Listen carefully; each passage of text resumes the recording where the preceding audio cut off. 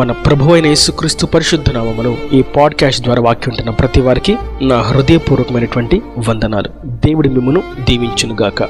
విలాప వాక్యముల గ్రంథము 3వ అధ్యాయము 18వ వచనం. నాకు బలము ఉడిగెను అనుకుంటుని, యెహోవా యందు నాకిక ఆశలు లేవనుకుంటుని. నా శ్రమను, నా దురవస్థను, నేను త్రాగిన మాచిపత్రిని, చేదును జ్ఞాపకము చేసుకొనుము. ఎడతెగక నా ఆత్మ వాటిని జ్ఞాపకము చేసుకొని నాలో కృంగి ఉన్నది. అది నీకింకను జ్ఞాపకమున్నది కదా. నేను దీని జ్ఞాపకము చేసుకొనగా నాకు ఆశ పుట్టుచున్నది. చదివినటువంటి వాక్య భాగంలో గ్రంథకర్త తన వ్యధను, తన బాధను ప్రభుకు తెలియచేస్తున్నారు. అయ్యా, నా బలమంతా ఉడికిపోయినది, నాకిక ఆశలు లేవు. నా శరీర బలము, నా యవ్వన బలము, నా ఆత్మ బలము, నా ఆర్థిక బలము, నా మనోబలము, నా హృదయ బలము, నా జనుల బలము అంతా కూడా ఉడికిపోయినది. ఇక ఏది కూడా నాకు దగ్గరలో లేదు. నా అనుకున్న వారు నాకు దూరంగా ఉన్నారు. నేను సంపాదించిన సంపాదన నాకు దూరం అయిపోయినది. నేను ఎంతో కసరత్తులు చేసి పెంచుకున్నటువంటి శరీర బలము నాలో నుండి వెడలిపోయినది.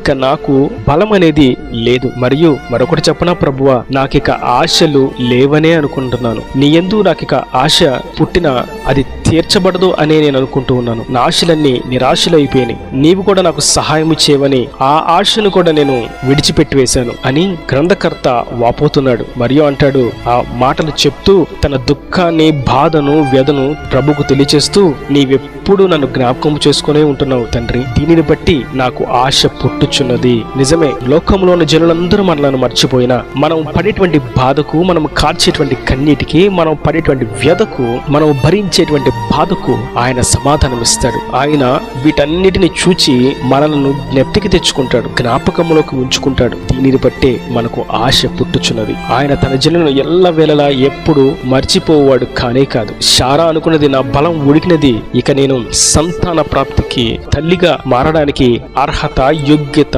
లేనిదానను అని. కానీ ప్రభు బలము ఉడిగిన శారా శరీరంలో నుండి బలమైనటువంటి బిడ్డను, ఆరోగ్యవంతమైనటువంటి శిశువును ఆమె వడిలో ఉంచి ఆమెకు సంతోషాన్ని, నవ్వును కలుగు చేశాడు. నాకింకా ఆశలు లేవు అని అనుకున్నాడు అబ్రహాము. ఇక నేను సంపాదించిన ఆస్తి అంతా నా పనివాడైనటువంటి ఎలియాజర్కి కదా చెందేది అని అనుకున్నాడు. కానీ నిరాశ నిస్పృహలో తన జనుల బాధను జ్ఞాపకము తెచ్చుకొని తన జనుల బాధకు సమాధానం ఇవ్వగలిగినటువంటి ప్రభు అబ్రహాముకు చక్కటి శిశువునిచ్చి, నీ స్వాస్యానికి వారసుడు ఇస్సాకు అని తెలియచేసి, నా యందు నువ్వు పెట్టుకున్న ఆశ ఎప్పుడు కూడా నిరర్ధకము కాదు, వ్యర్థము కాదు అని అబ్రహాముకు తెలియచేశాడు. నా ప్రియ సహోదరులారా, మనం అనేక సందర్భాల్లో ఈ మాటలు మనలో అనుకుంటూ ఉంటాం. ఇక నా బలం అయిపోయింది, ఇక నేను ఏమీ చేయలేను, ఇక నా పని ఇక్కడతో ముగించబడింది, ఇక నా జీవితం ఇక్కడి నుంచి ముందుకు సాగలేదు, ఇక నేను ఇంతకు మించి చదవలేను, ఇక నేను ఇంతకు మించి ప్రయాస పడలేను, ఇక నేను ఇంతకు మించి ఈ వ్యాపారాన్ని ముందుకు లాగలేను, ఇంతకు మించి నేను సహించలేను, దీనిని దాటి ఇక నేను నా బిడ్డలతో ఉండలేను అని, ఇంతకు మించి నేను ఎవరితో ఐక్యంగా ఉండలేను, సమాధానంగా ఉండలేను, ఇది దాటింది గనుక ఇక వారితో నాకు పాలు లేదు అని అనేకమైనటువంటి సందర్భాల్లో మనం అనుకుంటూ ఉంటాం. నా బలం ఉడికిపోయినది, నా ఓర్పు సహనం నశించిపోయినది, ఇక నా వలన కాదు అని. మరియు ప్రభు చెంత ప్రార్థన చేసి ఉపవాసాలు చేసి, కన్నీటి ప్రార్థన చేసి, రాత్రులు ప్రార్థన చేసి, మాటికి ఆయన గోజాడుతూ ఒకే అంశమును గూర్చి, ఆ ఇక్కట్లలో నుండి, ఆ బంధకాల్లో నుండి, ఆ కన్నీటి వలయాల్లో నుండి నన్ను లేవనెత్తు, నన్ను విడిపించు అని ప్రార్థన చేస్తూ నన్ను ఉద్యోగంతో అలంకరించు, వ్యాపారంతో అలంకరించు, ఆరోగ్యంతో అలంకరించు, బిడ్డలతో అలంకరించు అని భౌతికపరమైనటువంటి కోరికలను ఆయన పాదాల చెంత పెట్టి ఏడ్చి ప్రలాపించి ప్రార్థన చేసినప్పటికీ ఆ ఆశ అందకపోతే, యెహోవా యందు కూడా నాకు ఆశలిక లేవు, ఈ లోకంలో ఎవరి యొద్ద నాకు ఆశ తీర్చబడట్లేదు, ఆయన వైపు తిరిగితే నాకు నా ఆశ తీర్చబడుతుందని నేను విన్నాను, ఆయన యొద్దకు వచ్చిన నా ఆశ తీర్చబడట్లేదు, ఆయన కూడా నాకు దూరంగా ఉన్నాడు అని అనేక సందర్భాల్లో మనం అనుకుంటూ ఉంటాం. దానిని బట్టి చింతలోను, వేదనలోను విసికి వేసారనటువంటి పరిస్థితిలో ఇరుకనబడి ఒంటరిగా, ఏకాకిగా మిగిలిపోయినటువంటి సన్నివేశాలు మనకు తటస్థిస్తూనే ఉంటాయి. అయితే ప్రభు అంటున్నారు, నీ బలము ఉడికినదని, నీ ఆశ నిరాశగా మార్చబడినదని, నీవు కన్నీటి వలయంలో ఉన్నావని, నీ శ్రమను బట్టి, నీ కలిగినటువంటి వేదనను బట్టి ఒక చేదైనటువంటి ద్రావకాన్ని నీవు నీవు త్రాగిన వాడిగా త్రాగిన దానవుగా ఉన్నావని, నీ కృంగిన స్థితిని లేవనెత్తగలిగే వారు ఎవరు లేరని నీవు అనుకుంటూ ఉన్నావు కదా. నీ స్థితిని నేను జ్ఞాపకం ఉంచుకొని ఉన్నాను, నేను దాన్ని జ్ఞాపకము చేసుకుంటూ ఉన్నాను. నేను నీకు నిశ్చయంగా సహాయం చేస్తాను. ఇది వాస్తవం. మన ప్రభు కనులుండి చూచువాడు, నోరుండి మాట్లాడువాడు, చెవులుండి వినువాడు, ఆయన స్పందించువాడు.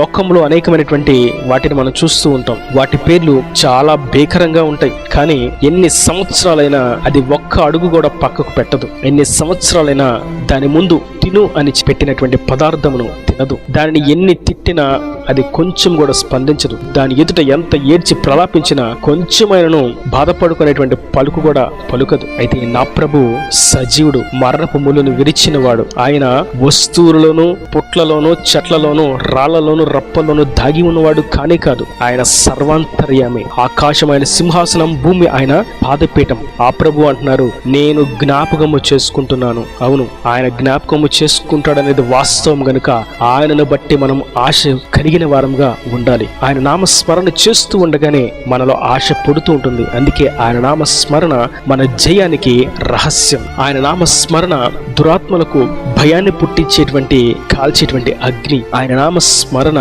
లోక పాపాలకు వణుకు. అందుకే ఆయన నామస్మరణ మనం చేస్తూ ఉన్నప్పుడు మనకు ఆశ పుడుతూ ఉంది. గడిచిన దినముల్లో ఆయన చేసినటువంటి మేలను తలంచుకుంటూ, ఇన్నాళ్ళు నువ్వు చేసిన కార్యాలను బట్టి నీకు స్తుతులు ప్రభువా, ఈ స్థితిలో కూడా నువ్వు కార్యము చే శక్తి గలవాడు అని విశ్వాసముతో, నిరీక్షణతో మనం ఆశ కలిగిన వారంగా మనము ఆయనను స్తుతించిన ఎడల నిశ్చయముగా ఆయన కృపను ఉంచి, ఆయన ఆత్మచేత మన కార్యాలను సఫలము చేస్తాడు. దినదినము ఒక నూతనమైనటువంటి కృపను అనుగ్రహించి, కరుణను ఉంచి, దయా దాక్షిణ్యాలతో ఆయన మనలను చెయ్యి పట్టి నడిపిస్తూ ఉంటాడు. మనం అనుకుంటున్నాం ఇక నాకు ఆశలు లేవు, ఇక నా బలం ఉడికిపోయినదని. కానీ ప్రభు అంటున్నారు, నా నామ స్మరణలో మీకు ఆశ పుట్టుచున్నది. మీ పితరుల జీవితంలో జ్ఞాపకం చేసుకోండి. యోబు జీవితం ఏమనుకున్నాడు? ఇక నేను మరణమైపోతాను అని అనుకున్నాడు. ఇక నేను జీవించడం అనవసరం అనుకున్నాడు. అసలు నేను పుట్టిన దినము శపించబడును గాక అని అనుకున్నాడు. నేను పుట్టడం అనేది జరగకుండా ఉంటే మేలు అని అనుకున్నాడు. కానీ అతని జీవితం ఎంత దీవెనకరంగా మార్చబడినది. అతను నా నామ స్మరణ చేస్తూ నా మీద ఆశ పెట్టుకుని ఉండుటను బట్టి, నా కొరకు కనిపెట్టుకుని ఉండుటను బట్టి అతడు కోల్పోయిన దానికంటే రెట్టింపు ఆశీర్వాదాన్ని, రెండింతల దీవెనను నేను అతనికి కలుగు చేశాను. అతని బలం ఉడిగిపోయినది, అతని ఆశలన్నీ నిరాశలైపోయినాయి. కానీ నేనే అతనికి బలమును ధరింపచేశాను, నూతన బలమును అనుగ్రహించాను, అతని ఆశలన్నీ నెరవేర్చాను. హృదయములో ఉన్నటువంటి ప్రతి ఆశను రెట్టింపు చేసి దీవించాను. వారి ధాన్య ద్రాక్షరసం విస్తరించిన నాటి సంతోషము కంటే అధికమైన సంతోషాన్ని నేను యోబుకు అనుగ్రహించాను. మీ పితరుల జీవితమును జ్ఞాపకము చేసుకోండి, అప్పుడు మీకు నా యందు ఆశ పుడుతుందని ప్రభు సెలవిస్తున్నాడు. మరియు మనం హెచ్కేల్ గ్రంథంలో చూస్తాం, విస్తారమైనటువంటి ఎముకల సమూహం, ఎముకల గుట్ట.